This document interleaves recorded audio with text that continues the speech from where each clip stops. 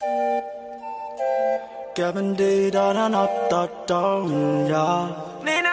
อนี้เฮามาพบกับรายการ LA Studio มื้อนี้เฮาสิมารีวิวรถ TNT เนาะสภาพรถได้ทีเนาะ สภาพแบบอะไรนะ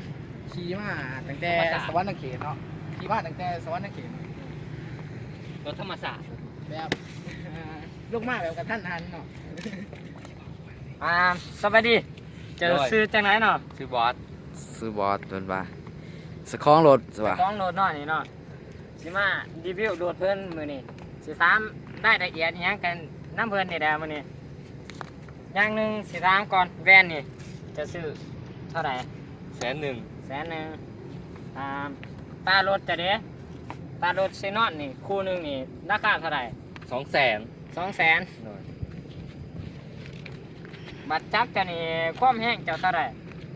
135 ได้35 35มาเบิ่งจักกันเนาะ มาเบิ่งจักรกันเนาะ135ขนาดรถเอ็มยังเสียหายเนาะเนาะพี่น้องเอ้ย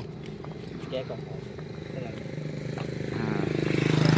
ต่อเนาะ ทอไอเสียนี่ก็ทอคูณเนาะ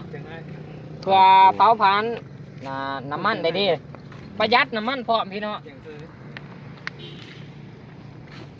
ไปต่อเนาะกับยังอีก แนวเหยียบเด็กเนาะก็ซื้อมาใส่เท่าไร50,000เนาะนี่ดิแต่งเสริมนี่เด็กนี่กันกระแทกจักรเนาะนี่เฮ็ดมาได้เท่าไรนี่3 ล้านเก็บเนาะพี่น้อยบัตรดิสเบรกจะดิ เอาเบิ่งสิเบรกเนาะ ดิสเบรกเนาะ สิเบรกกัน ติดรถนี่จะซื้อมาราคาเท่าไหร่ มันมาโหลดโอ้มากับรถ โอ้มากับรถเนาะบ่ได้แต่งเสริมเนาะพี่เนาะบ่ได้แต่งเสริมตัวนี้ดิก็มากับรถดีบ่ มากับรถ มากับรถ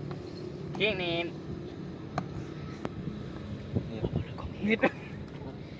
มาเบิ่งความแห้งรถของรถเนาะ รถเนาะ แล่นหลายเท่าไหร่ นั่นแหละ จุดน้ำมันได้จักดิด 7.2 ลิตร 7.2 ลิตรเนาะฟังเสียงเบิ่ง ฟังเสียงเบิ่งว่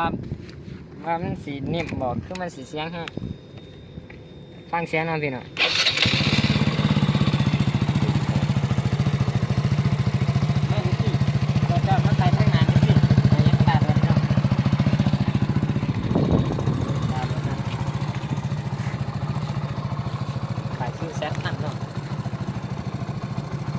โอเคเนาะ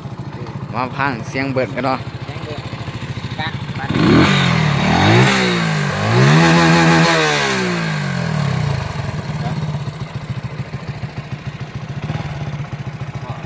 ด้านนี้เนาะฟังอีกจักบาทหนึงเอ้ารับเดี๋ยวนี้ ฟังอีกจักบาทนึงเนาะ1 2 3มาเด้อโอเคฟังเสียงก่อนนี่กันไหนเนาะพี่เนาะ เบิดเท่านี้ วัน บ่ นี้เบิดเท่านี้เนาะจบรายการ ได้แต่ว่าจู ขอกราบสวัสดี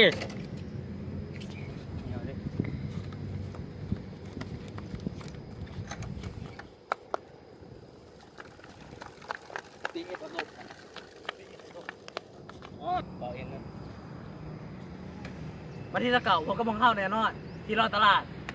ที่บ้านน้องแต่ใหญ่อย่าเดินอย่าผ่าน